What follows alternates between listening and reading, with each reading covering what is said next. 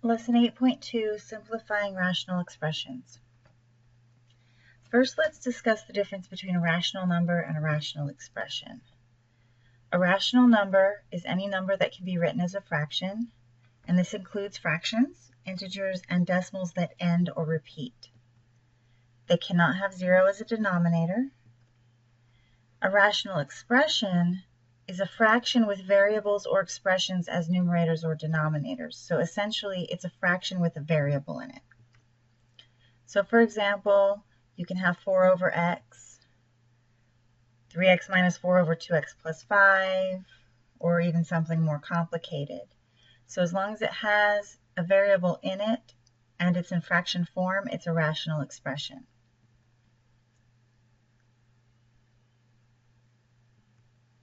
Okay, so we need to simplify rational expressions, which is kind of like reducing the fraction.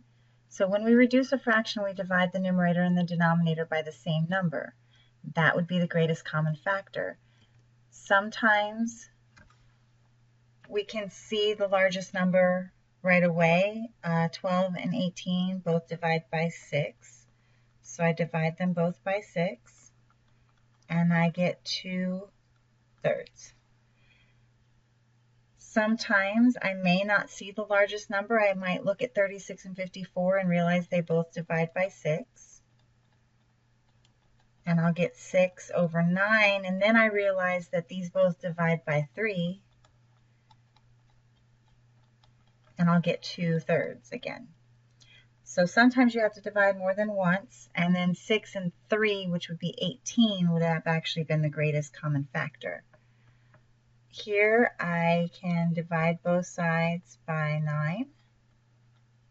And the reason I knew that 126 divides by 9 is I add 1 plus 2 plus 6, and I get 9. And if you add the digits together and the number divides by 9, the sum, then the whole thing will divide by 9. So I divide 126 by 9, and I get 14. And I divide 99 by 9, and I get 11. And then 88 and 256, I see that they're both even, so I know they'll divide by 2. I get 44 over 128, which again are even, so I can divide by 2.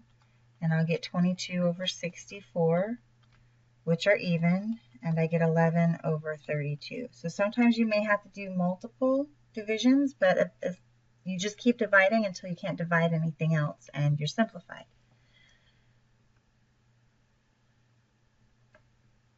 Well, simplifying a rational expression is the same process, but the greatest common factor can be a number, a variable, or another expression. So we have to look for more than just a number that both expressions will divide by. So the first step we can do is to factor the numerator and the denominator. We want to determine excluded values. That would be values that make the denominator 0. So once it's reduced, we'll have a reduced form, comma, and then x cannot equal, and then whatever x cannot equal is what makes the denominator 0. We eliminate or cancel matching factors. So let's look at this example. In my numerator, I have 4x squared minus 6x. Both 4 and 6 will divide by 2, and they have an x in common. So when I factor this, I pull 2x out. 4x squared divided by 2x is 2x, and 6x divided by 2x is 3. So the 6 divided by 2 gives me the 3, and there was one x. I took one away, so there's none left. Now in my denominator, I look and see what can I factor out that's in common. I'm not going to be able to factor out a 2x minus 3, but I can pull a 2x away from a 10x. Then I have factors that can cancel.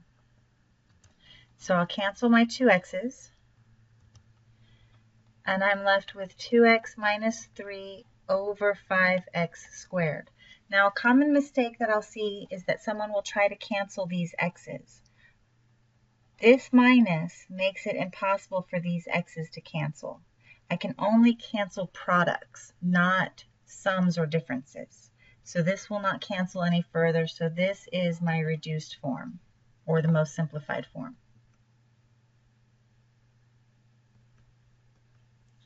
Okay, so we wanted to determine how do you state the excluded values for each rational expression. I didn't do that in the last example because I was just showing you that the reduction, but we always want to talk about the excluded values.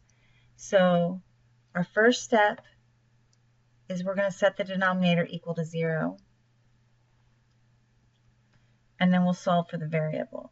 Now, sometimes it's easier to have kind of a step 0, which is to factor first, or you can factor as a step 1.5.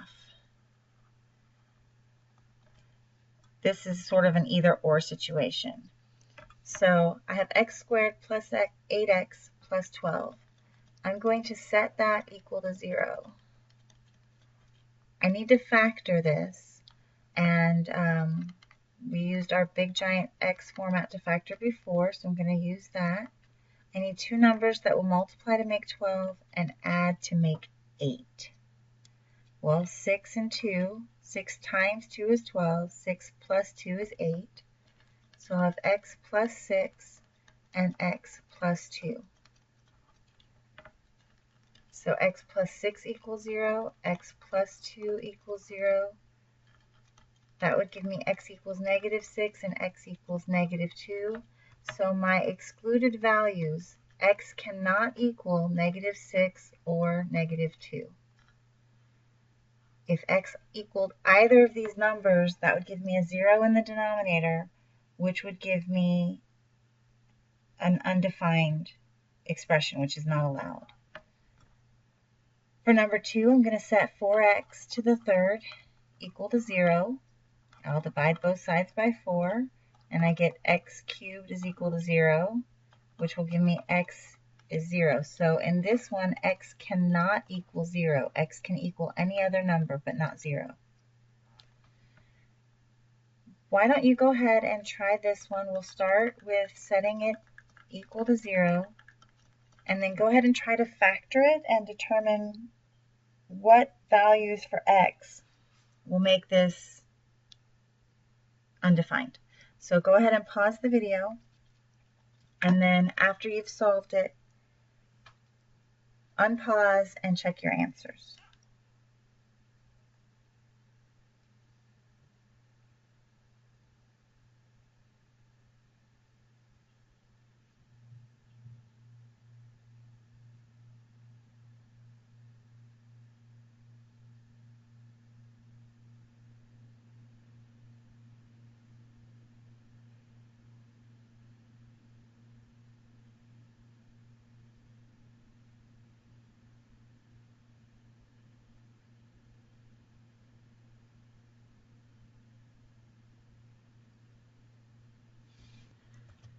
Okay, check your work. When you factor this, 20 and 24 both divide by 4, and they have an x in common. So you pull out 4x, and that leaves you with 5x plus 6.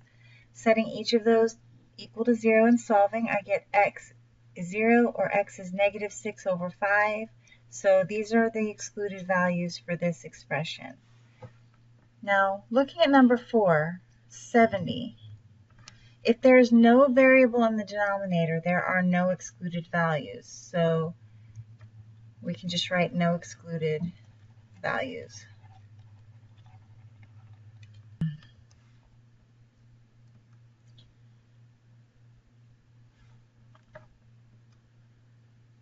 Okay, so let's simplify the expressions now that we've discovered the excluded values. So step 1, we're going to factor the numerator and the denominator. We'll determine the excluded values, and then we'll eliminate or cancel matching factors. All right, looking at our first expression, 18 and 27, and then we have p and p squared. Both of these will divide by 9, so I'm going to factor out a 9 and a p, and then I'll have 9p times 3p. Now I need to figure out my excluded values, So if I set 9p equal to 0, that would mean p is equal to 0. And if I set 3p equal to 0, that would also mean p was equal to 0. So what I can cancel are my 9. So 9p and 9p cancel. So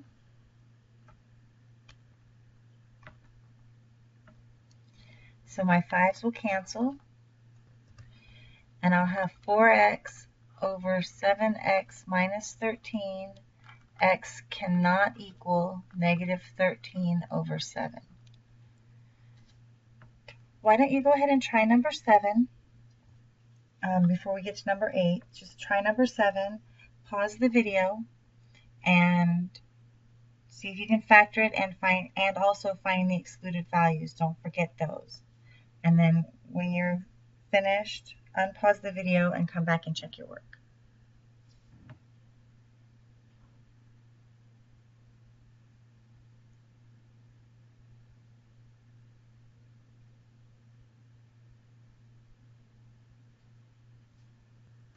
Okay, so 42, 48, and 36 all have a 6 in common, and all three expressions have an n, so I factored out 6 and n, and I got 7n plus 8, and then 6n times 6n.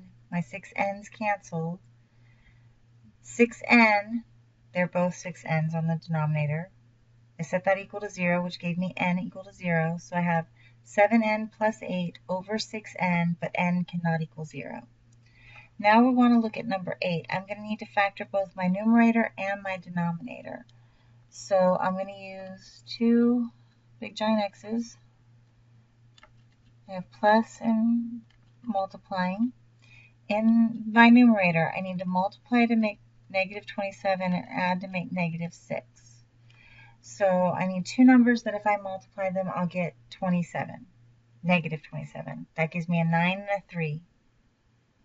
One of them needs to be negative to give me a negative 6. If I make it negative 9 and positive 3, that will give me negative 6. So I'll have x minus 9 over x plus 3. Or, sorry, times x plus 3. Over. Now, in the new denominator, I still have a 27, but now I want to add to make a negative 12. Well, 3 and 9 add up to 12. To get a negative 12 and a positive 27, I need a negative 9 and a negative 3. So I'll have x minus 9, x minus 3. I have to set each of those equal to 0.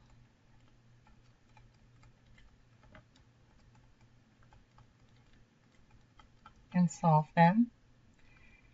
Then I'll cancel my match. My x minus 9 matches my x minus 9. The whole expression matches, so I cancel the entire thing. Okay, now on this side I have x plus 3 and x minus 3. Because one's a plus and one's a minus, they don't match, so I can't cancel them. So my answer is going to be x plus 3 over x minus 3. X cannot equal 9 or 3. And that is how you will cancel expressions. Okay, so let's try two more. What I would like you to do is stop at opposites, but pause the video and try number 9 and 10. And then when you finish them, unpause the video and just check your work and see how you did.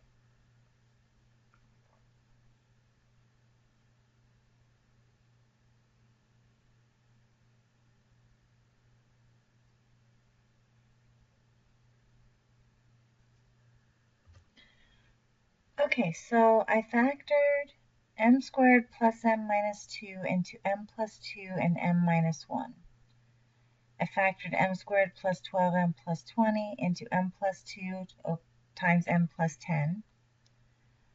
Setting m plus 2 and m plus 10 equal to 0, I would get negative 2 and negative 10, so that's what gave me my excluded values. And then my m plus 2's canceled. So I'm left with m minus 1 over m plus 10. M cannot equal negative 2 or negative 10. On number 10, I first factored out an x from the numerator. giving me x squared plus 15x plus 56. 7 times 8 is 56, and add up to 15, so I got x plus 7 and x plus 8.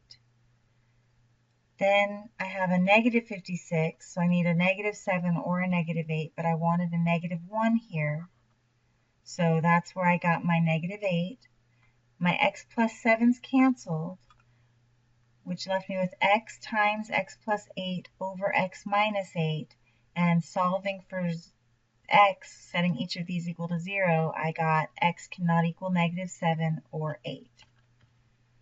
Here and here.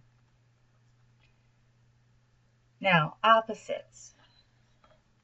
I have x minus 3 and 3 minus x. I can still factor and simplify this. What I need to do is I need to factor out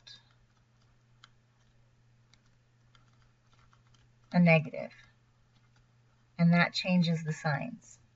So x minus 3 will stay x minus, but I can factor negative 1 out of 3 minus x, and that gives me negative 3 plus x, because I changed the signs. Well, rearranging that, I'll get x minus 3 over negative 1 times x minus 3. My x minus 3's will cancel.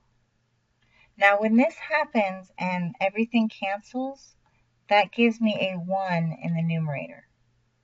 And so I have 1 over negative 1, which just equals negative 1. Now, if there were other things here, for example, there was another x times x minus 3, then I would have x over negative 1, which would give me negative x. So this is anytime there's opposites anywhere in your factors, you can take out a negative 1 to make them match so that you can reduce them. Here I have x plus 4 over negative x minus 4. That is the same thing as x plus 4 over negative 1 times x plus 4. Again, my x plus 4's will cancel, leaving me 1 over negative 1, which just equals negative 1. I still need to deal with excluded values, though. Here, x cannot equal 3. And here, x cannot equal negative 4. Because if I set x plus 4 equal to 0 or x minus 3 equal to 0, this is what I would get. So you still have to take into account excluded values every single time.